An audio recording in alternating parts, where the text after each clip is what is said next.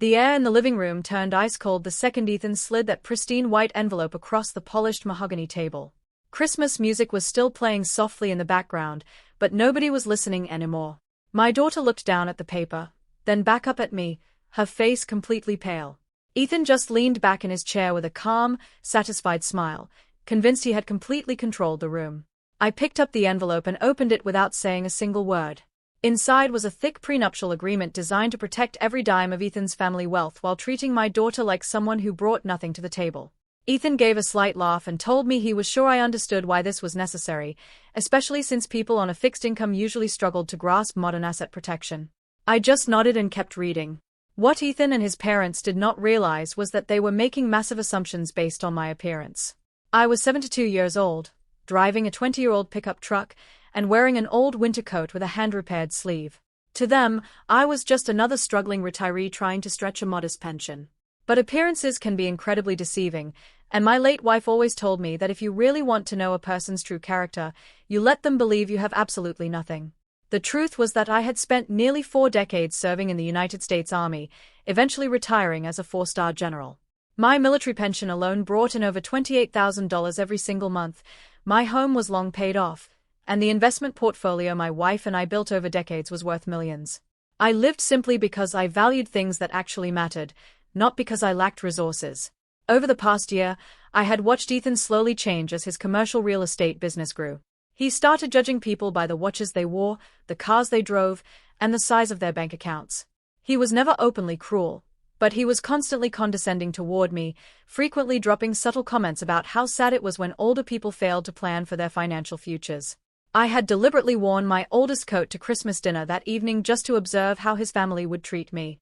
Throughout the meal, Ethan and his mother made polite, pitying comments about my lifestyle, assuming I was barely getting by. I never bothered to correct them because I wanted to see who Ethan truly was when he thought no one was watching. When the prenuptial agreement came out after dinner, the entire room went silent. The legal document explicitly listed my daughter's financial standing as minimal and assumed she was entering the marriage with almost zero backing. Ethan looked at me with a polite smile, explaining that his parents worked hard for their money and needed to ensure their family assets remained protected from outsiders. I carefully closed the folder and looked directly at Ethan. I asked him very calmly what exactly he thought my daughter was bringing into this marriage, and he casually replied that everybody knew my family did not have much to protect. His mother nodded along, offering a sympathetic look that was meant to be comforting but felt entirely patronizing. That was the exact moment I reached into the inner pocket of my worn jacket. Instead of arguing, I pulled out a small leather document holder that contained my official military credentials, financial statements, and estate documents. I placed my papers directly beside his legal envelope on the oak table and invited Ethan's father to take a look. Ethan's father, who had been quiet and observant all evening, slowly picked up my file. As he flipped through the pages, his expression shifted from curiosity to utter shock. He stared at the 4-star military documentation, the pension statements, and the trust setup that dwarfed his own family's holdings by a wide margin. The silence in the room became absolute. Ethan looked back and forth between his father and me, clearly confused by his father's sudden loss of composure. His father lowered the papers, looked at his son with deep embarrassment, and quietly explained that the man sitting across from them was a retired 4-star general with resources far exceeding their own. Ethan's confident smile completely vanished in an instant. I looked at Ethan and gently explained that true financial protection went both ways, but more importantly, real character was never defined by a bank account.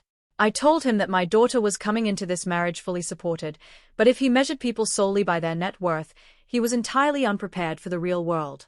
Ethan stammered, trying to find words to apologize, but the damage was already done.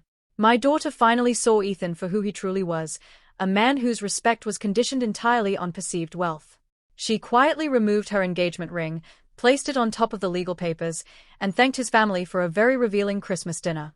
We walked out into the cold night together, leaving behind an extremely quiet house and a young man who had just learned a lesson he would never forget.